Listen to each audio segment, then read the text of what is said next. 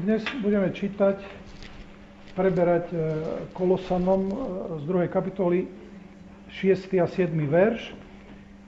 Nakoniec som sa rozhodol, že budem preberať len ten 6., pretože sú tam tak dôležité veci, že som mal taký pocit, že keby sme ich všetky naraz prebrali, takže tie dôležité by vytláčali dôležitejšie. Neviem, či mi rozumiete, čo chcem povedať. Niekedy, keď veľa dobrých vecí dáte na tanier, tak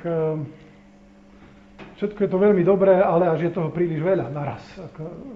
Myslím, že tá metafora nie je zlá ani pre duchovný život, že niekedy, keď je toho veľa, tak potom neviete, čo vlastne si máte pamätať, alebo tak. Takže budem síce preberať akoby 6. a 7. verš v takej tej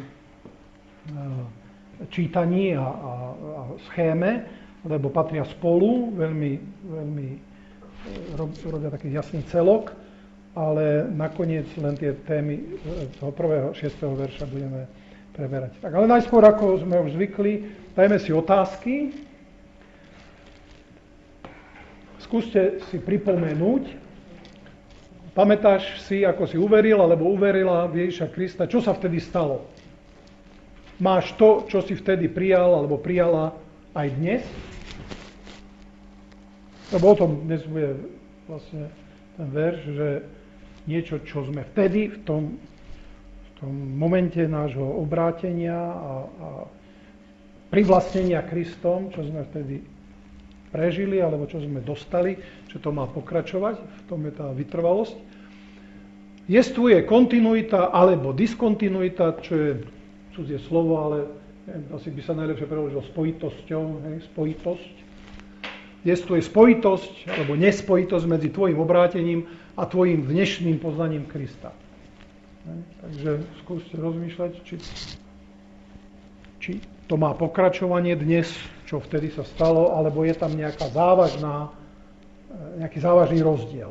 Samozrejme, sú rôzne rozdiely, môže byť rozdiel pozitívny, že je to veľa lepšie, to, čo sme vtedy prijali, ale môže tam byť aj nejaká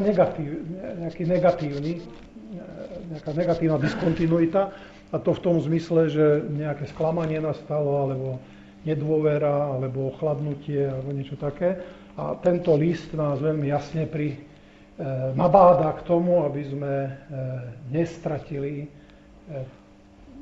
to, čo sme vtedy prijali, lebo sme ohrození. No, to je niečo, čo si musíme veľmi jasne pripomínať neustále, preto sa kresťania majú stretávať. List Hebrejom o tom hovorí, že aby sme sa stretávali, aby sme sa povzbudzovali k dobrým skutkom, teda k existencii kresťanskej, pretože každý z nás sám má tendenciu chladnúť. Chladnúť, myslím, duchovne. Takže je to veľmi dôležité a o tom to má byť. Takže to sú úvodné otázky, skúste si na ne odpovedať a môžeme ísť ďalej. Budeme čítať 1. až 9. verš, aby sme mali súvislosť. Takže venujeme sa potom tomuto 6. a 7., ale prečítam 1 až 9, lebo vždy v kontexte treba rozumieť Biblii. Takže vy si otvorte svoj preklad, ak máte pred sebou, ja čítam z tohto, čo tu máme premietnutý od 1. verša 2. kapitola. Chcem, aby ste vedeli, akú starosť mám o vás, aj o Laodicejčanov, i o mnohých, čo ani nevideli moju telesnú tvár. Aby sa potešili ich srdcia a aby tesne spojení v láske dosiahli všetko bohatstvo plného chápania a poznania Božieho tajomstva, Krista, v ktorom sú skryté všetky poklady múdrosti a poznania. Toto hovorím, aby vás nik nezviedol peknými rečami. Lebo aj keď som telom vzdialený, duchom som s vami a radujem sa, keď vidím váš poriadok a pevnosť vašej viery v Krista. Ako ste teda prijali Krista Ježiša, Pána, v ňom žite. V ňom zakorenený a na ňom postavený, upevnený vo viere, ako ste sa naučili, a vynikajte vo vzdávaní vďaky. Dajte si pozor, aby vás niekto nezviedol filozofiou a prázdnym mámením, založeným na ľudských obyčajoch a na živloch sveta, nie na Kristovi. Veď v ňom telesne prebýva celá plnosť božstva. Takže k tomu 6. a 7. veršu sa vrátime. Pripomenieme si to delenie, ktoré sme mali, keď sme pozerali 1. a 2. kapitolu, že kde vlastne sme, aby sme trošku ešte podstúpili od toho. Tak 1. až 5. verš sme videli, akože bol zdroj kresťanskej istoty a ohrozenie istoty. To bolo tá plauzibilita, neviem, či si pamätáte, cudzie slovo sme tu riešili, akási páčivosť, by sa dalo povedať, niečo, čo sa vyzerá pravdepodobné. A tá istota v Kristovi, duchovná istota poznania je týmto ohrozená. Dnes hovoríme o vytrvalosti, aj keď slovo vytrvalosť tam priamo nie je, ale z celého toho textu to vyplýva. Zdroj vytrvalosti je v tom, ako ste ho prijali, tak v ňom choďte. A ohrozenie potom hovorí o tej filozofii. No a potom budeme hovoriť o plnosti, a zase zdroj plnosti v Kristovi, zdroj skúsenosti a ohrozenie plnosti. Takže máme také 3 časti. To delenie, ja vždy pripomínam, nie je jediné a keď budete pozerať rôzne komentáre, tak tie delenia budú rôzne. Biblia a nakoniec každý ľudský prejav sa dá z rôznych strán vidieť, takže to nie je, by som povedal, nemenné niečo. Ale vždy je dobré, keď niečo chceme pochopiť, vytvoriť si nejakú schému, podľa ktorej tomu rozumieme. A mne sa zdá táto najvhodnejšia pre cieľ listu Kolosanom, ktorý je o tom, že Pán Ježiš Kristus musí zostať na začiatku až do konca vždy v centre našej viery, našej pozornosti, našej lásky, našho myslenia, našho záujmu, proste vždy vo všetkom je on prvý a jediný. V momente, keď sa toto začne nejakým spôsobom poškodzovať alebo dokonca rúcať, tak je niečo veľmi, veľmi zlé. Takže to je, aby sme vedeli, tak dnes sme tu pri tom 6. a 7. verši. Dobre, tak toto je grécky pre tých, čo vedia grécky, a tu je hneď ďalej slovenský, to isté. Tak farebne som vyznačil témy. Toto slovo ako, vidíte, dvakrát žltou farbou, to je akýsi centrálny pojem týchto dvoch veršov. Je veľmi zaujímavé, že apoštol tu ani nehovorí, že čo to ako znamená. On sa spolieha na to, že Kolosania vedia, čo to znamená. Ako ste prijali? Takže my vlastne sa musíme pýtať, že vieme my, ako to bolo? Nie ako Kolosania prijali, ale ako sme my prijali. Takže to je odkaz na minulosť, tu v tom zelenom vidíte, prijali, naučili ste sa. Takže to je odkaz na tú minulosť. Osoba Krista, Ježiša Pána v ňom. Takže červeným som vyznačil to, že prijali ste Krista a v ňom žite, v ňom ste vybudovaní. A tu tou fialovou som naznačil pojmy, ktorými naznačuje spojenie s Pánom Ježišom a silu viery. To je jedna možnosť. Znovu zdôrazňujem, keby to niekto z vás robil, tak pravdepodobne to inak podelí. Dôležité je, aby sme rozumeli, že akým systémom na to ideme. Takže dnes ja nestihnem tieto fialové témy preberať, takže, ako vidíte, sú, dá sa povedať, obrovské. Takže tu máme o živote, tu máme o zakorenení, čo tu znamená byť zakorenený v Kristovi, vybudovaný, upevnený viere, rast v ďakovaní. O tom všetkom by sa dalo, ja neviem, urobiť dlhú kázeň, alebo ak chcete štúdiu. Takže nechcem to ja tu celkom preháňať, že každému slovu sa budeme týždeň venovať, ale na druhej strane si myslím, že je dôležité, aby sme to písmo naozaj, použijem také slovo, vychutnali. Dúfam, že tomu rozumieme, čo je vychutnávať písmo, pretože Biblia je život pre nášho ducha a keď tu máme také silné slova, tak si myslím, že je vhodné sa im venovať. Dobre, takže poďme ďalej. Tu je schéma tých dvoch veršov, takto som to ja zostavil. Je evidentné, že tie verše hovoria o minulosti. Že niečo, čo sa v minulosti stalo. Preto som dal na úvod tie otázky, ako ste prijali. Niekde v minulosti je začiatok nášho duchovného života. Ten začiatok duchovného života musí pre nás niečo znamenať. Ja nemám taký názor, že každý kresťan musí presne vedieť, kedy sa obrátil. Niektorí to takto zdôrazňujú, že ak nevieš dátum a miesto, kde sa obrátil, to nie je v poriadku. Ja sám to neviem. Viem, že som sa obrátil a viem, že sa niečo zmenilo, len to bolo zrejme ešte vtedy, keď ma niekedy mama učila o Pánu Ježišovi. Ja potom, keď som sa chcel vrátiť k Bohu, tak som sa ho na to veľmi vážne pýtal. Viete, ide vám o život. Keď rozmýšľate o večnom živote, tak to je zúfalstvo. Ja som rozmýšľal, Pane, som ja obrátený alebo nie? Ja neviem o dátume. A 3-krát mi Boh na 3 miestach, ktoré si pamätám, povedal, si obrátený a si znovu zmarodený. Tak potom som tomu veril. Som povedal, dobre, tak viem o tom. Takže ja tu nemôžem kázať viac, ako som viac sám prežil a nemôžem hovoriť, že každý z vás musí vedieť, kedy, kde a na ktorom mieste sa obrátil. Ale ja viem, kedy mi to Boh pripomenul. Netvrdím, že to každý z vás musí vedieť, alebo čo, ja by som tak ďaleko nešiel. Ale musíme vedieť o rozdieli, pretože inak tento text nám nedáva zmysel. Čo to je, že ako ste prijali? Hej? Aká je tá minulosť, kde sa niečo zmenilo? Písmo nám jasne hovorí, že sa my rodíme s tým, čo teológia potom volá dedičný hriech. V Biblii to takto nemáme napísané. Ale dedičný hriech znamená, že sme deťmi otroka diablovho. Adam sa stal otrokom diablovým, keď zhrešil. Ja nevravím, že sa neobrátil a že Adam nie je spasený. Ja neviem. O tom môžeme len špekulovať a ja tu nebudem hovoriť ani áno, ani nie. Ale to, že hovoríme, že Adam sa stal otrokom satanovi, neznamená, že ho posielame do pekla. To chcem povedať. Rozumiete to? O tom nevieme. Adam, či potom sa obrátil alebo nie, alebo urobil pokánie, to nevieme. Ale rozhodne, že my sme od neho zdedili otroctvo zlého a všetci sa stávame hriešnikmi dobrovoľne, pretože v nás je tento sklon. A preto musí byť tu minulosť, keď sme sa odvrátili od nášho dedičstva, tohto dedičstva.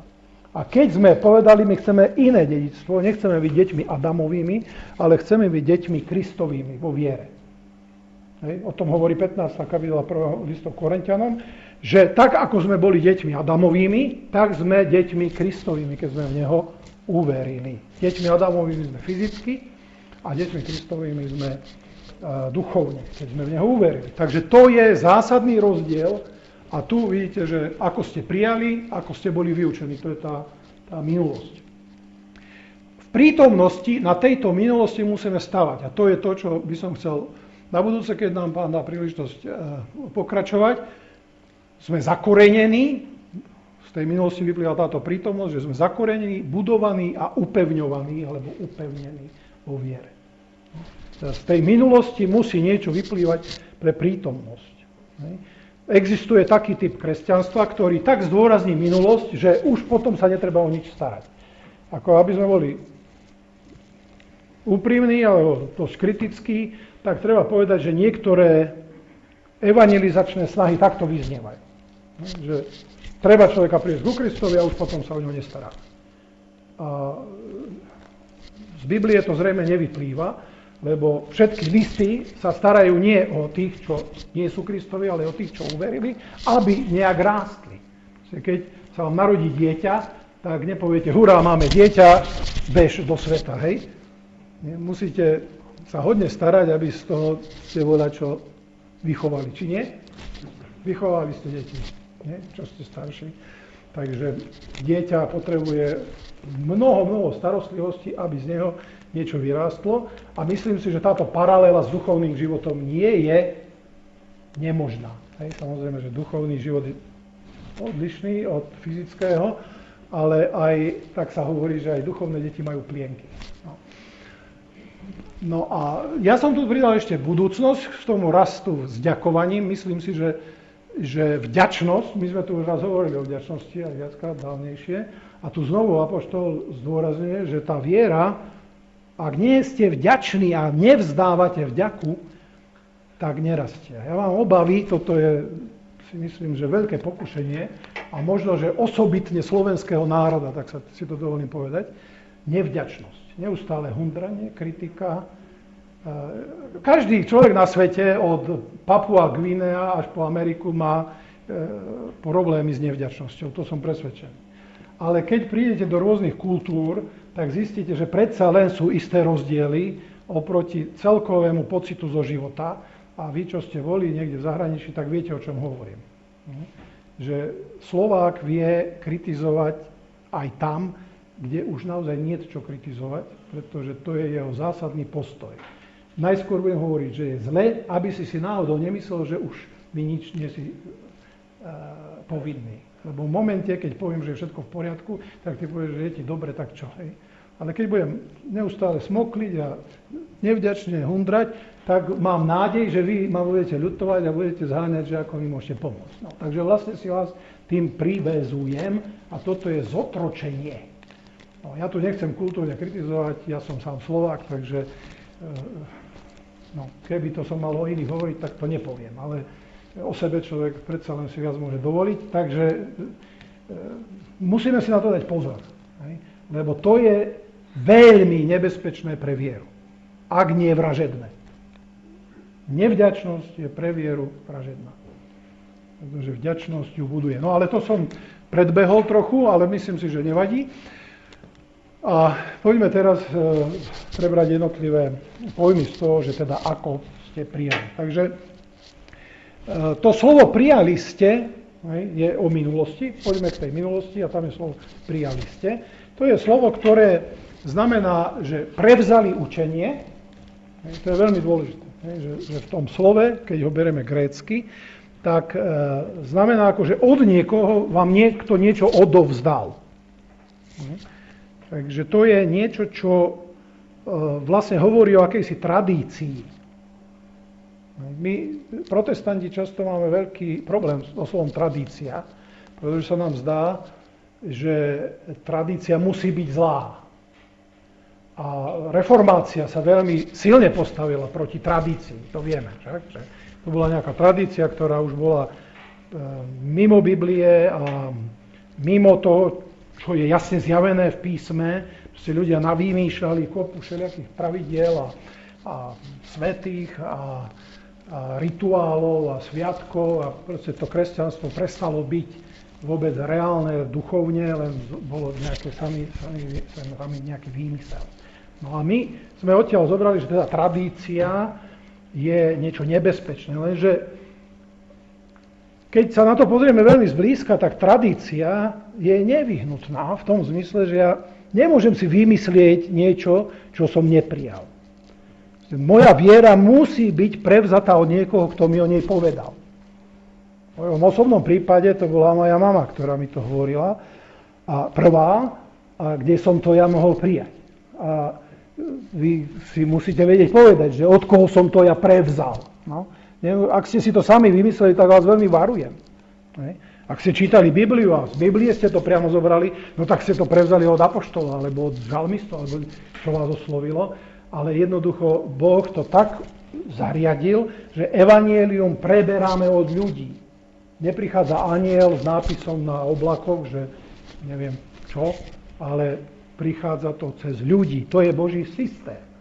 Niekedy nás to uráža, pretože my by sme chceli byť v našej dnešnej individualistickej dobe originálni a chceli by sme povedať, že ja som prijal evanjelium ako apoštol Pavel od Krista. On to mohol povedať, pretože bol apoštol. Len to je domýšľavosť, ktorá je písmom popieraná, že je možná. Pretože apoštol to mohol povedať, lebo bol apoštol s veľkým A, lenže nikto z nás už nemôže byť apoštol, pretože počet apoštolov, ktorí sú svedkami Kristovho vzkriesenia, je proste uzavretý. Ja tým nekritizujem možnosť, že sú apoštolovia s malým A, ktorí sú vyslancami cirkvi, alebo tak, to nebudem o tom diskutovať, to sa diskutuje v charizmatickom hnutí, či sú apoštolovia alebo nie. Ja si myslím, že môžu byť, ale nie takí apoštolovia, ktorí píšu písmo. Takže toto nás pokoruje, ale nás to aj vedie k tomu, aby sme si uvedomili, kde som to prevzal. Ja to musím vedieť. Čo presne som prevzal a čo v tom, čo som prevzal, bolo od Boha a či to držím, či to vlastním. Či som to nevzal a potom neurobil z toho nejakú svoju vlastnú formu kresťanstva, alebo svoju vlastnú formu viery, alebo svoju vlastnú formu náboženstva, pretože to som ja. A prečo by som sa ja mal niekomu podobať? No, takže áno, rozumieme tomu, prečo reformácia bola proti tradícii, ale musíme dať veľký pozor, aby sme to neprehnali tak ďaleko, že sme proti každému odovzdaniu viery z otcov na synov, alebo ak chcete z matiek na dcéry, a tvárime sa, že to každý z nás sám má od Boha. To je to najhoršie, čo môžete mať, duchovná pýcha. Ak sme takíto individualisti, že ja a Boh a ja vás nepotrebujem, ja nepotrebujem ani otcov, ani nič, lebo ja mám písmo a ja mám priamy kontakt, tak vás varujem, to nie je biblické. Tu jasne hovorí, vy ste to prevzali a oni to prevzali od Epafra a každý z nás to od niekoho prevzal, to učenie, ktoré je pravdivé. To neznamená, že ten, kto nám to odovzdal, bol dokonalý človek a už má celú pravdu. No, ale Boh nám to dal cez nejakého človeka. Takže to je niečo veľmi dôležité a myslím si, že v tomto prípade, keď študujeme list Kolosanom a on ich na to odkazuje, tak aj my by sme mali paralelne rozmýšľať, viem ja menovať, kto mi to povedal? Viem, čo som prevzal? To je veľmi dôležité. No ale to slovo prevzal znamená aj prijali ste. A to je zaujímavé, že on tam hovorí, prijali ste Krista. Teda nielen sme prevzali učenie, ale v tom učení, a to je veľmi, veľmi pozoruhodná črta kresťanského, neviem, či to môžeme nazvať náboženstva, alebo kresťanskej viery, že s učením prichádza osoba. Že to nie je len nejaký systém, že ja som sa niečo naučil a viem odriekať nejaké dogmy, alebo ak chcete katechizmus, alebo nejakú modlitbu, alebo niečo. Niekedy sa to tak strkne, celá tá viera na to, že ja viem nejaké tie zásadné pravdy. Samozrejme, že to učenie tam musí byť a nám nestačí len skúsenosť bez učenia.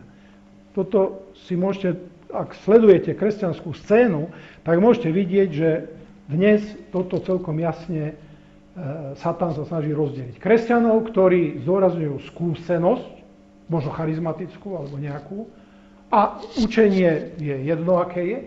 A potom kresťania, ktorí sú sama doktrína alebo dogma, ale žiadna skúsenosť. Nie je dôležité, čo prežívať. A tieto dve veci, toto slovo, prijali ste, v sebe spája. Spája to, že prevzali sme učenie, ale zároveň sme prijali niekoho ako hostia do našej bytosti. No, ten host v našom prípade je Pán Ježiš a on nie je len host, ale je Pán domu. Pretože ak chcete ho mať len ako hostia, tak samozrejme, že v istom zmysle je host, pretože on je, niekto to tak hovorí, neviem, či je to dobré, že Ježiš je gentleman, že sa nevnúcuje. No, tak gentleman je slabé slovo, ale tak povedzme, ak nám to pomôže, že gentleman je niekto slušný a nevnúcujúci sa. Hej. Asi ste počuli takúto metaforu, že keď potvoríte diablovi dvere, tak čo urobí? Nie prst, nohu tam vloží a už to tie dvere nezavriete. No. Ale Ježišovi stačí naznačiť, že nie si tu veľmi vítaný a on odíde. Bude vás prehovárať, lebo vás miluje, takže asi vám povie, že no ak ma tu nechceš, tak veľmi riskuješ a nie je to dobré pre teba, keď mňa nechceš vo svojom dome. Teraz hovorím metaforicky vo svojej bytosti, vo svojom živote, ak ma tu nechceš, tak to nie je dobré pre teba, človeče. No ale ak budete nastojiť, tak odíde. Hej? Ak ste slušní a viete, že niekde nie ste vítaní, zostanete tam? Kto z vás je taký nevychovaný, že ak prídete ku mne a ja vám poviem, no, vaša návšteva práve teraz nie je veľmi vhodná, tak poviete, prepáč, možno, že sa ešte týždeň budete ospravedlňovať, že nechceli sme ťa uraziť. No. Slušne vychovaný človek nerád je tam, kde ho nechcú. A ak je niekto citlivý, tak to je Duch Svätý, ktorý je citlivý. A nerád je tam, kde ho nechcú. Takže preto je veľmi dôležité si uvedomiť, že on je ako hosť a my chceme, aby z toho hostia bol Pán. Pretože ak je len hosť a my si tam chceme ďalej vládnuť, tak mu robíme zle. Takže to je v tom slove, že ako ste prijali, a to prijali je veľmi dôležité, aby sme si pamätali, do akej miery tam boli nejaké, to čo nazývame doktríny, nejaké vety, učenia, a do akej miery sme prežili, že tam je bytosť. Lebo nádhera toho učenia je nie v tom, že ja mám nové názory, ale v tom, že vnímam, že to je živé. Viete, o čom hovorím? Pretože nové učenie bez toho, aby tam bol kontakt s niekým, kto je živý, tak by bolo veľmi, veľmi chabé. Tá moc toho učenia je v tom, že tam je bytosť. Že vieme, že to je živé. No toto, kto nezažil, tak ťažko to opíšete, pretože ľudia sa na to pozerajú. No tak dal sa na novú vieru. Šiblo mu, má iné názory. Oči mu svietia, že ako keby bol zamilovaný. Ale čo to sa stalo? Proste človek, ktorý nevie, že ste sa stretli so živým, skrieseným Kristom, tak proste to nemôže pochopiť. Tak nečudujme sa od čias biblických, je to tak, že proste ľudia, ktorí poznajú živého Pána a rozprávajú s ním, tak pre iných vyzerajú ako blázni. Tak ja to teraz niekým začnem rozprávať, vy tam nikoho nevidíte, tak sa začnete smiať, nie? Pretože tam nikto nie je, ale ja sa tu s niekým rozprávam. Hej? Tak to je normálne, ja alebo vy. Hej? No. Lenže keď sa modlíme, tak vy viete, že sa s niekým dá rozprávať, no ale ak tomu neveríte, tak s kým to rozprávam? Hej? To je nejaké čudné, hej? Celé je to strašne čudné. A to je na tom nádherné a aj veľmi ťažké, lebo z nás to robí čudákov, hej? Pre ľudí, ktorí to nevedia. Aj z božných ľudí. Nie všetci zbožní ľudia vedia, že môžete mať kontakt.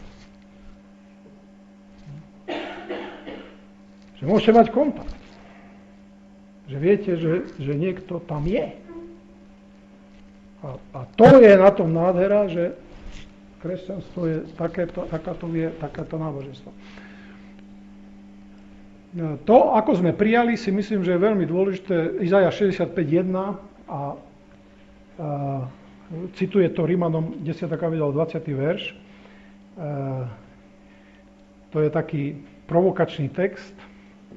Najdený som od tých, ktorí ma nehľadali. Izajáš 65.1. Dal som sa vyhľadať tým, ktorí sa nepýtali po mne. Dal som sa nájsť tým, ktorí ma nehľadali. Povedal som, tu som, národu, ktorý sa nenazýval po mojom mene. To je o pohanoch.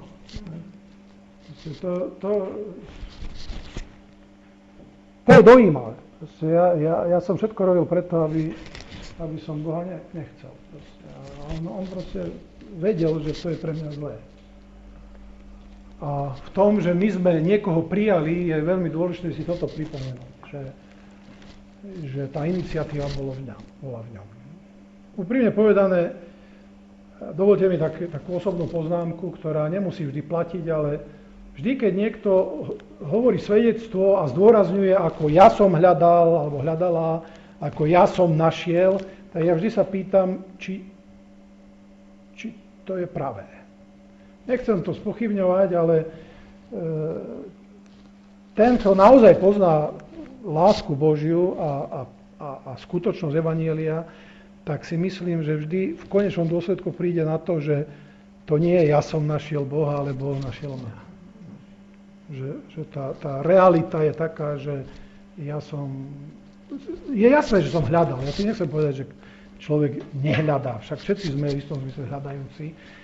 Ak si čítali knihu Billy Grahama Pokoj s Bohom, tak prvá kapitola v tej knihe je o tom, že všetci ľudia sú hľadači. Každý hľadá niekto šťastie, niekto slávu, niekto zmysel života, niekto hľadá človeka, ktorý by bol priateľ, niekto bohatstvo, ale vždy každý hľadá nejaké naplnenie. A to, čo my hľadáme, tá realita, je v skutočnosti Boh. My si to inak povieme, ho zameníme za modly, ale v skutočnosti každý z nás je hľadač. Takže nemôžeme poprieť, že áno, ľudia hľadajú. Ale keď sa to nakoniec stane, tak zistíme, že sme mierili úplne inde ako to, čo sa nakoniec stalo. Lebo to, čo Boh s nami urobil, je tak nepredstaviteľné, že to sme vlastne nemohli hľadať, lebo sme aj nevedeli, že také niečo je. Takže preto o tom hovorím, ale ak vy ste to tak prežili, že vy ste hľadali a našli ste Boha, tak nedajte sa zvyklať, ak to máte v tom úplnú istotu. To je moja poznámka. Nie? Len sa mi zdá, že tieto dva verše, Rímanom 10.20, ktorý cituje vlastne Izaiáš 65, veľmi jasne hovorí, že tu je o niečom, že Boh hľadá a nie my. Dobre, takže poďme ďalej. Myslím si, že tento výrok, a preto som sa rozhodol, že budem preberať len tento 6. verš, pretože tu, že prijali sme Krista, Ježiša Pána, ak si všimnete, a neviem, to ste si zrejme nevšimli, ale v tom texte, ktorý som na začiatku ja premietal a ktorý sme čítali, a možno, že aj vo vašej Biblii, máte túto čiarku medzi Krista Ježiša, čiarka Pána. V origináli, už si pamätáte, vo akej som ich premietal originál, neboli ani malé písmená, ani medzery medzi slovami, proste všetko bolo jedno dlhé slovo. To znamená, že čiarky si my musíme rozhodnúť, že kde budú, alebo či vôbec tam budú.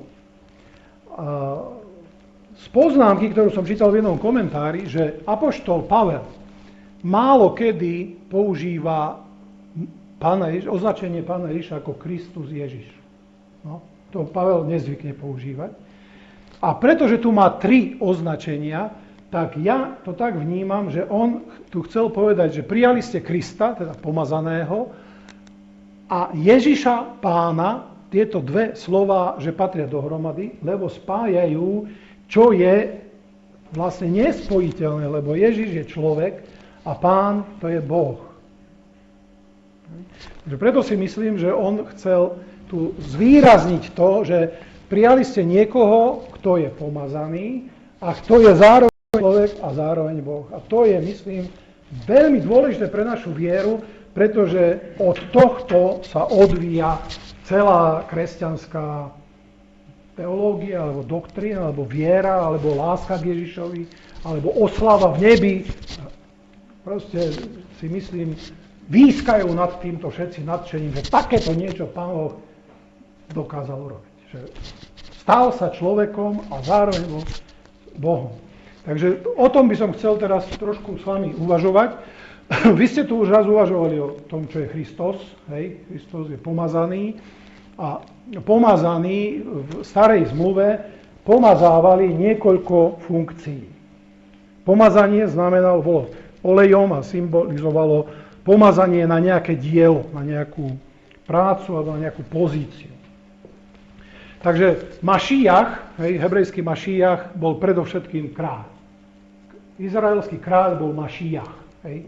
Mášach, hebrejský je pomazaný, Mesiáš je z toho, Mesias je grécky a z toho my máme Mesiáš. Takže keď máte napríklad pomenovanie mesiánsky Židia, ktorí sú dnes veriaci v Mesiáša, oni nemajú radi títo Židia slovo kresťan, lebo to, čo my voláme kresťan, to im počas tých 1000 rokov urobilo veľké trápenie, čo je hanba. No ale to nebudeme riešiť. Tak dosť na tom, že keď ste prijali Krista, tak ste prijali kráľa. Keď čítate v Novej zmluve taký príbeh, povedzme, že Bartimeus kričal na Ježiša: Ježišu, synu Dávidov, zmiluj sa. To syn Dávidov to bolo, že ty si pomazaný kráľ. On náhlas pred všetkými ľuďmi kričal politicky veľmi nebezpečnú doktrínu: toto je následník trónu. Za to Herodes by ho veľmi rýchlo mohol popraviť. To je ako keby ste dnes na koho kričali, že je premiér a že vy ho uznávate za zavedú to. No, v demokratickom zriadení si môžete vraviť, čo chcete. To je dobre, aj niekedy zlé. No, ja netúžim po totalite, ale v istom zmysle ťažko pochopíme, čo to znamená, ak si nežili za totality, keď každý nesprávny úsmev mohol znamenať veľmi vážne následky, tak neviete, čo to znamená, že byť ohrozený. Ale syn Dávidov je syn kráľa, následník trónu. Ježiš, následník trónu, zachráň ma. Takže dnes, ak chcete toto trošku prežiť, tak sa poobzerajte okolo seba, povedzme po vašom mestečku krásnom, Hrádok, alebo kde bývate, proste, a povedzte si, Ježiš je dedič všetkého a ja som v opozícii k súčasnej vláde, nemyslím politickej, ale diabolskej, lebo ja zastávam budúcu vládu na tomto mieste a pracujem na tom, aby tu prišiel zákonitý kráľ. No. Tak je to. My všetci kresťania sme opozícia voči diablovej vláde na zemi a pracujeme na tom, aby prišiel zákonitý kráľ. Príď kráľovstvo tvoje. Modlite sa? Príď kráľovstvo tvoje. To, čo tu teraz vládne, nie je zákonitá vláda. Na kríži Ježiš prevzal moc do svojej ruky a my sme v opozícii a pracujeme nie do nasledujúcich volieb, ale do druhého príchodu Pánovho. Takže my nečakáme, že my tú politickú moc prevezmeme a že potom už bude kresťanstvo. Toto bol vážny omyl v kresťanských dejinách, že kresťania, keď zosilneli počas rímskych dejín, tak si mysleli, že prevezmeme politickú moc a že založíme kráľovstvo Božie. No vieme, ako to desne skončilo, no ale nemyslíme si, že my už nie sme pomýlení, že len oni boli pomýlení. My máme iné omyly, takže buďme pokorní a nemyslíme si, že to boli hlupáci a my teraz už vieme. Ale v každom prípade musíme si toto pripomenúť. Táto zem je prevzatá pomazaním, Mašiach. A my tomu veríme. Napriek tomu, že to vyzerá strašne bláznivo a že to vyzerá úplne ako hlavou proti múru, ale my vieme, že ten múr už je zrúcaný. Takže on sa zdá, že tam je, ale keď do ňoho narazíte, zistíte, že tam nie je. Pretože Ježiš ho zrúcal. Takže to je sláva Bohu, že my sme v opozícii, vyzeráme ako blázni, ale žijeme pre kráľa, ktorý prichádza, ktorý je syn Dávidov, je kráľ Izraela a kráľ Izraela je pánom celého sveta, Žalm 2. Žalm 2 hovorí o tom, že kráľ na Sione je pánom všetkých kráľov. Kráľ kráľov a pán pánov. Sláva Bohu. Takže hore hlavy, kresťania. Ako niekedy si myslíme, takí sú tí zlí ľudia všade, bezbožnosť vládne. Je to pravda, je to ubíjajúce, ale ak tomu podľahneme, tak naša viera začne trošku zhasínať, nie? Je to tak? Takže ja nechcem, aby sme boli arogantní. Viete, od tohto Satan rád kýve hojdačkou, to rád hovorím, pretože najskôr kresťania sú ubití a nič nemôžeme, my sme takí chudáci, tam vládnu tí bezbožníci a aj tak je to všetko zbytočné. Potom vám niekto povie, no ale ty si budúci vládca, ty si dieťa Božie, keď príde Kristus, tak ty budeš vládnuť. A zrazu kresťan je arogantný a so všetkým sa správa, ako keby boli boby a rozpráva sa. Ježiš bol kráľom, ale z jeho rečí to necítite, že vy sprostí farizeji, čo vy tuto, hej, ja som kráľ. Je to tam niekde? Dokonca zakazoval hovoriť, vy, ktorí veríte vo mňa, ticho buďte, nech každý na to príde sám. Ale z nášho správania musí byť jasné, že máme istotu. Že máme pokornú istotu, že niekto zvíťazil za nás a že my máme budúcnosť. Nie preto, že sme lepší, nie preto, že sme múdrejší, nie preto, že sme krajší alebo nejaký, pretože nás Ježiš kúpil.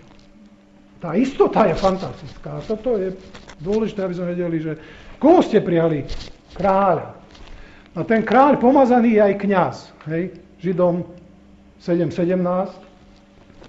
Tam je o tom, že Ježiš je kráľom, ty si kňaz na veky podľa poriadku Melchisedekova. Teda je aj kráľ, lebo Melchizedek bol aj kráľ, aj kňaz v Sáleme, teda v Jeruzaleme. To si pamätáte, keď sa stretol s ním Abraham. Takže Kňazi boli tiež pomazaní. Pokiaľ kráľ bol pomazaný na to, aby vládol, tak kňaz bol pomazaný na to, aby zastupoval ľudí pred Bohom. Pretože toto je tiež veľmi dôležitá vec, ktorú demokraticky vychovaná mládež potrebuje sa vážne učiť. Lebo demokraticky vychovaní ľudia, čo pravdepodobne všetci sme do istej miery, aj keď sme starší, tak si myslia, že neexistuje dôstojnosť, ku ktorej by som nemohol v bačkorách vojsť, kedy sa mi zachce. Rozumiete, čo chcem povedať? Že písmo nám ukazuje, že existujú slávy, kde jednoducho nemôžem bez toho, aby som mal zástupcu. Jednoducho nie som vhodný, aby som sa ukázal pred takú slávu a pred takú dôstojnosť. Nemám na to ani slova, ani výchovu, ani ksicht, ani oblečenie, nič. Jednoducho tam sa nehodím. Toto modernému človeku je hladkanie proti srsti. My všetci sme dosť dobrí na to, aby sme si hoci čo na svete mohli dovoliť. Takto sme vychovaní. Ja by som mohol byť prezidentom Spojených štátov. Keby som mal dosť peniazy, keby blablabla. Prečo nie? Každý môže byť, čo chce. Do istej miery je to výsledom kresťanstva, lebo kresťanstvo hovorí o tom, že všetci sme rovní a ľudia sú obraz Boží. Lenže to, že sme my všetci v tomto zmysle rovní pred Bohom, neznamená, že si môžeme dovoľať pred Bohom. A že nepotrebujeme kňaza, aby nás zastupoval. Ak nás reformácia naučila, že každý z nás môže osobne k Bohu, to neznamená, že tam ideme bez kňaza. To len znamená, že nepotrebujeme ľudského kňaza. To, že ja nepotrebujem ľudského kňaza, aby sa za mňa modlil a ja môžem priamo k Bohu, tak to neznamená, že idem bez kňaza, lebo tu je Kristus, ktorý je pomazaný kňaz, aby ma zastupoval. A v jeho krvi tam ide. Takže idem tam osobne, ale nie tak, že ja vo svojej nejakej dôstojnosti demokratickej, individualistickej. Myslím si, že toto je jeden z najvážnejších problémov moderného človeka. Že nerozumie dôstojnosti. Neviem, čo si vymyslíte, ale môj názor toto je, že tá sloboda, ktorá je vzácná, vďaka Bohu za to, že nežijeme v nejakej hierarchii tej spoločnosti, kde jedni sú otroci a druhí sa vozia niekde, rozumiete, to ja si nemyslím, že to bolo dobre, že jedni zomierali od hladu a iní to, ale keď sa to preženie ďalej a vzťahne sa to aj na Boha, tak je to veľmi závažný problém. No a potom pomazaní boli proroci. Pán Ježiš je prorok, podľa 5. Mojžišovej 18.15, tam Mojžiš hovorí, Boh vám pošle proroka, ako som ja. A proroci boli pomazaní. Ak si pamätáte, Eliáš pomazal Elizea a tak ďalej. Takže to sú tzv. 3 úrady, niekedy sa to volá Kristove, ktoré všetky hovoria o tom, že on je pomazaný, on je poverený. Prorok nám dáva Božie slovo. Takže vládne nám, zastupuje nás a oznamuje nám Božiu vôľu. Sláva Bohu. Koho ste prijali? Prijali sme takéhoto? Ktorý nám dáva Božiu vôľu, ktorý nám vládne, ktorý nás zastupuje. O tom je to. Vy ste prijali Krista. Tam musíme dať pozor, aby sme z toho neurobili. Prijali ste, akože to je len meno, to je titul. Kristus je síce aj používané ako meno, Pán Ježiš Kristus, ako keď poviete aj Pavel Hanec, ale v takýchto miestach, kde Biblia zdôrazňuje, koho ste prijali, tam musíme dať pozor, aby sme to neberali len ako index, to je ukazovátko. Potom je tam to slovo Ježiša. Ježiš je človek, potom sa mi veľmi páči tento text Židom 2.11 alebo Hebrejom 2.11, kde je napísané, že ako posvedzujúci, teda ten kňaz, tak i posvedzovaní všetci sú z jedného, pre ktorú príčinu sa nehanbí volať ich bratmi. Takže z úctou môže povedať, že Ježiš je náš kráľ a je náš brat. Samozrejme, musíte vždy veľký pozor dávať, čo sa vo vašom duchu deje, keď to hovoríte. aby tam nebola neúcta, že nejaký brat, hej, nejaký rovný. On je brat, pretože sa znížil dole a úcta tam vždy musí byť, ale tá blízkosť súrodenectva je úžasná. A skutky 3.26, tam ho nazýva apoštol, že je sluha Boží. Takže Ježiš je jeho poníženie. Teda Boh sa ponížil a keď ideme k tomu pána, tak pán je absolútny vládca, Kyrios, asi poznáte to slovičko? Kyrie eleison, hej, Pane zmiluj sa, po grécky. A Kyrios znamená, že to je niekto, kto je majiteľom, to je absolútnym vládcom. To LXX, to je označenie gréckej starej zmluvy, starého zákona, preloženého do gréčtiny, ktorá sa volá Septuaginta. Podľa tradície 70 ľudí to prekladalo, čo je samozrejme tradícia len, ako nie overená a zrejme to ani tak nebolo. Ale tak sa tradovalo, že 70 ľudí preložilo Tóru a tam sa meno Jahve, ten tetragrammaton, počuli ste už o štvorpísmene JHVH, ako Jahve, prekladá slovom Kyrios. Takže v Novej zmluve, nie všade, ale na niektorých miestach je jasné, že keby to bolo po hebrejsky, tak tam by boli tieto 4 písma. To, či na tomto mieste, keď apoštol hovorí, že prijali ste Krista Ježiša Pána, či tam chce povedať, že ide o Jahveho, alebo nie, to by mohlo byť diskutabilné. Ja si myslím, že tam to môžeme vložiť, že tam je Jahve, pretože sa tu hovorí o jeho najväčšom rozsahu titulov. Hovorí sa o tom, že je človek, hovorí sa o tom, že je pomazaný a preto sa tu veľmi hodí, že to nie je len pán. Napríklad, keď Samaritánka, pamätáte sa, pán Ježiš je pri studni a tam je žena, ktorá s ním diskutuje, on s ňou vlastne začne rozhovor a ona ho nazýva Kyrios, hej? Ona hovorí Kyrie, hej, pane. No, asi by sme neboli dobrí exegeti, keby sme povedali, že táto žena vtedy, keď povie pane, tak ona vyznáva, že to je Jahve. Ona ani nevedela, kto to poriadne je. Až potom na konci toho rozhovoru prišla, no ty si asi ten Mesiáš, hej, on hovorí, ja som to, ktorý hovorí s tebou, no a ona uverila, že toto je Kristus a až potom prišla na to, že počkaj, toto je Mesiáš. Takže predtým, keď hovorí Kyrios, tak je evidentné, že tým nemyslí, že to je. Hej. Takže musíme byť opatrní, aby sme nepovedali všade, kde v Novej zmluve je Pán Ježiš označený ako Kyrios, Pán, takže to je všade Jahve. Ale na takýchto miestach, kde Pán Ježiš hovorí ja som, alebo kde je jeho titul v tom, takom by som povedal, najdôležitejšom mieste, si myslím, že je jasné, že sa hovorí o tom, že áno, Ježiš je zjavený Jahve. No, to je naše základ nášho vyznania. Ježiš, človek, je zjavený, vtelený Jahve. Jahve je, to slovo znamená ten, ktorý pôsobí existenciu. Ten, ktorý to neustále udržuje. Veríme v trojjediného Boha. Takže, poďme ďalej. Hej. Takže preto si myslím, že to Ježiša a Pána má byť bez čiarky, tu som ju dal, ale ako tu vidíte, že nie je čiarka, pretože Ježiš je Jahve a to je potvrdené napríklad Ján 8.24, kde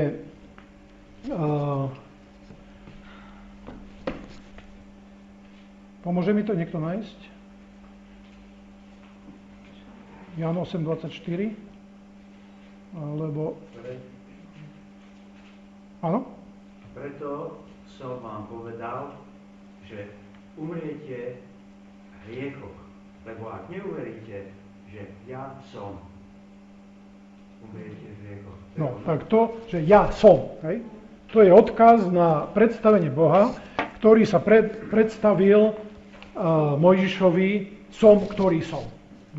On povedal, že ja som, to znamená, že my musíme veriť, ak chceme byť kresťanmi a veriť v Pána Ježiša, tak je nevyhnutné, aby sme verili, že Ježiš, ktorý je skutočný človek, je zjavený Boh Jahve. To je grécky, hebrejská forma slova byť. Hej, som, ktorý som a Jahve je on, ktorý pôsobí existenciu. To isté máme teda obdobu Ján 8.58. Amen vám hovorím, že prvnež bol Abraham, som ja. Nie bol som, ale som. A Ján 13.19, odteraz vám to hovorím prv ako sa stane, aby ste, keď sa stane, uverili, že ja som. Takže ako ste prijali Mesiáša, proroka, kráľa, teda kňaza, Ježiša, človeka, brata, služobníka a Boha v ňom. No, takže on chce ukázať, že v tom obrátení je niečo tak neskutočné, že to aj hlava sa vám zakrúti. Čo sa tu vlastne stalo, keď sme sa my obrátili? Môže toto človek pochopiť? Ja si myslím, že to nejde do hlavy. Že toto sa môže oddiať len vo vašom duchu. Keď Boh si vás privlastní a dá vám znovu narodenie, tak vo vás sa niečo deje, čo hlava celý život bude študovať. Ja si myslím, že večnosť budeme sa týmto zaoberať, že čo to vlastne Pán Boh urobil, lebo nemyslím si, že v našich malých mozočkoch teraz toto sa tam spráce. Ale ak milujete Ježiša, tak podľa mňa to tam buble. Nie? Že také niečo nám Boh daroval. Že máme Ježiša, ktorého môžeme považovať za pána a toto je viera podľa prvého listu Jánovho, táto viera zvíťazila nad svetom. Vaša viera, to, že dokážete veriť, že Ježišovi z Nazareta v tom človekovi je Jahve, je Boh, že to je on, nie len v ňom je, ale to je on zjavený, tak to je víťazstvo nad svetom. Sláva Bohu. Dobre, takže ešte krátkosti, ako ste prijali Krista. Ja tu len krátko vám naznačím, to tam priamo nie je, ale myslím si, že je dôležité to, čo som spomínal. Je to z iniciatívy Božej, je to z milosti. Filipským 1.29, tam je napísané, že vám je dané, aby ste, z milosti dané, aby ste nie len v Neho verili, ale aby ste za Neho aj trpeli. Postoj, prijali sme ho vierou, to ako? Ján 3.16. Treba citovať Ján 3.16? Boh tak miloval svet, aby každý, kto verí v Neho. Teda viera znamená, že to prijímame a odovzdávame sa tomu a životná zmena, prijatie Krista je s pokáním, zmena mysle. Tam Peter, keď kázal na prvé letnice, tak hovoril, čiňte pokánie. Takže to je v tom ako a vyučený, ešte krátka poznámka k tej minulosti, Efezanom 4.20-21 hovorí o tom, že prijímame Pána Ježiša Krista ako objekt, ale aj ako subjekt. To možno, že trošku znie ťažko, objekt, subjekt, ale tým sa chce povedať toľko, že na jednej strane Pán je niekto, koho ja prijímam, už som o tom hovoril, ale na druhej strane je subjekt tej činnosti, že teda on to robí so mnou. A to Efezanom 4.20-21 je taká zaujímavá formulácia, ako ste sa naučili Krista. Nie o Kristovi, ani nie od Neho, ale Jeho ste sa naučili. To je formulácia, ktorá sa nepoužíva ani v gréčtine, ani v slovenčine, pretože nemôžete sa človeka naučiť, ale tým chce vyjadriť, že my, keď prijímame Pána Ježiša, ako sme boli naučení, tak ja som už to hovoril, to nie je len doktrína, to je spojenie s niekým, ktorý z nás robí Kristovcov. To kresťan je prezývka, je to vlastne nadávka. Väčšina pomenovaní kresťanov v dejinách vznikla ako nadávka, ako posmech. Ľudia sa vysmievali, že to sú tí, čo sú za Kristom, tak to sú Kristovci. No a potom sa vysmievali, to sú puritáni, a to sú takí, a to sú takí. A vždy to bola nadávka, no a potom sa nejakým spôsobom s ňou ľudia zmierili a vzniklo dôstojné pomenovanie kresťan. Dobre? No a dáme si úlohy. Preskúmaj, kým je pre teba Ježiš, človek, Boh, Spasiteľ, ktorá jeho v úvodzovkách funkcia je ti najbližšia a ktorá najvzdialenejšia. Tu Pavel nás odkazuje na to, že sme ho prijali, Krista, Ježiša, Pána. A sme hovorili, že čo to všetko znamená. My sme to prijali zrejme bez toho, aby sme si to všetko uvedomovali. Ale keď dostanete nejaký dar a príjmete to, tak napriek tomu, že neviete, čo je tam, je to celé vaše, nie? všetko, čo tam je. A je dôležité, aby sme s tým, tak by som povedal, narábali. A preto si myslím, že je dobré skúmať teda, že kým je pre mňa. Hej? Ak v tom mám rásť, ak ma to má, tak by som povedal, baviť. Hej? Lebo veľmi ťažko sa žije s niečím, čo ma nebaví. Hej? Určite, že Pán Ježiš ma nemôže len baviť. To je také dosť drzé slovo, ale a rozumiete mi, čo chcem povedať. Hej? Že niečo ma to na tom zaujíma, že to chcem a že mám k tomu pozitívny postoj. My keď hovoríme o veciach bežného života, tak hovoríme, to ma baví. No, baví ma hudba, baví ma motorizmus, baví ma šport, baví ma ja neviem čo. No ale kresťanstvo ma nebaví, no ale sú to zadné dvierka, keď skapem, tak kam pôjdem, tak som aj kresťan. Dobre, no. Ak to takto chceme, že baví ma všetko, ale kresťanstvo je len, aby som mal kam po smrti, tak čo to je? No. Myslím si, že to Pána Ježiša potom s nami nebaví, keď hovoríme tieto slova, baví. Takže slovo baví nie je dobré, ale my ho bežne používame a preto by sme mali dať pozor, aby sme neboli až takí duchovní, že kresťanstvo ma nebaví, ale som duchovný. No. Ak si objavil, alebo objavila diskontinuitu, teda nespojitosť, hej, medzi duchovným postojom pri obrátení a tvojim dnešným stavom viery, napíš si, aké kroky podnikneš, aby sa tam vrátil. Teda, ak ste objavili, že niečo z toho ste mali, keď ste sa obrátili, čo sme tu hovorili, ale voľa, kde sa to vytratilo, tak si myslím, že je veľmi dôležité si napísať, toto urobím, aby som sa tam vrátil. Pretože Pavel hovorí, ako ste ho prijali, tak v ňom choďte, žite a tak ďalej. Hej? A to budeme, keď Pán Boh dá, preberať o 3 týždne, ale myslím si, že už teraz môžeme si povedať, dobre, tak vtedy to bolo tak, kde to je? Ako Pán Ježiš poslal list cez Jána tomu do Efezu. Pamätaj, odkiaľ si vypadol. A prečítajme si na záver tie 2 verše, aj keď preberali sme vlastne len prvý a trošku z toho 7.